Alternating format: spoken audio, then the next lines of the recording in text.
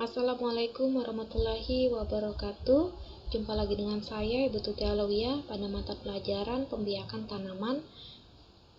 Yang akan dibahas adalah KD 3.7, yaitu menganalisis pembiakan tanaman secara vegetatif, dan 4.7 melaksanakan pembiakan tanaman secara vegetatif. Pembiakan vegetatif sendiri dibagi menjadi dua, yaitu pembiakan vegetatif alami dan pembiakan vegetatif buatan. Pembiakan vegetatif tanpa bantuan manusia disebut pembiakan vegetatif alami. Alat pembiakannya tumbuh dengan sendirinya dari tumbuhan melalui tunas, umbi, geragi atau stolon, spora, dan rizoma. Pembiakan vegetatif dengan bantuan manusia disebut pembiakan vegetatif buatan. Tujuannya adalah untuk memperoleh tanaman baru dengan cepat berbuah atau berbunga dan sama dengan induknya. Pembiakan secara vegetatif buatan diantaranya adalah cangkok, stek, okulasi, menyambung atau enten, dan merunduk. Pada video kali ini yang akan saya bahas lebih adalah tentang pembiakan vegetatif alami. Yang pertama adalah tunas. Tunas itu disebut tunas adventif. Pada tanaman cocor bebek, tunas adventif berada di daun. Tanaman lain yang berkembang biak dengan tunas yaitu pisang, cemara, bambu, sukun, dan tebu. Pada tanaman ini, tunas adventif tumbuh pada akar.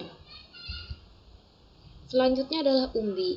Umbi adalah berupa umbi batang, umbi akar, dan umbi lapis.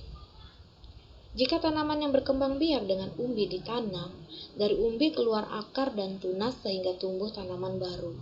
Umbi yang ditanam menjadi sumber makanan bagi pertumbuhan tanaman sebelum mengisap makanan sendiri dari tanah. Seperti gambar yang ada di layar adalah macam-macam umbi, yaitu umbi batang, contohnya adalah kentang, kemudian umbi lapis itu contohnya bawang merah, sedangkan umbi akar contohnya adalah wortel. Selanjutnya geragi atau stolon. Geragi atau stolon adalah batang yang tumbuh dan menjalar di permukaan tanah. Stolon tersusun atas ruas-ruas. Setiap ruas yang menempel pada tanah akan membentuk akar dan tumbuh tunas baru. Tanaman baru akan tumbuh pada ruas-ruasnya dan tidak bergantung pada induknya. Jenis tanaman yang berkembang biak dengan stolon diantaranya adalah stroberi, pegagan atau antanan, dan rumput teki.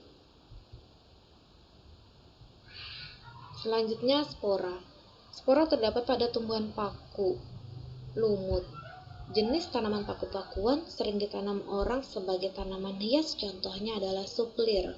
Pada bagian bawahnya atau pada bagian bawah daunnya terdapat titik-titik berwarna coklat yang disebut dengan spora. Spora berfungsi sebagai alat perkembangbiakan. Jika spora jatuh ke tanah akan tumbuh tanaman baru.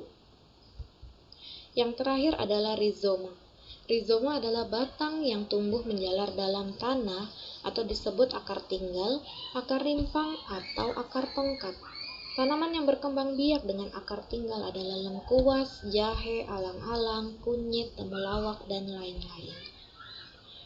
Sekian penjelasan dari saya untuk perkembangbiakan atau alat pembiakan tanaman secara vegetatif alami, sedangkan untuk alat pembiakan vegetatif buatan akan dijelaskan di pertemuan yang akan datang.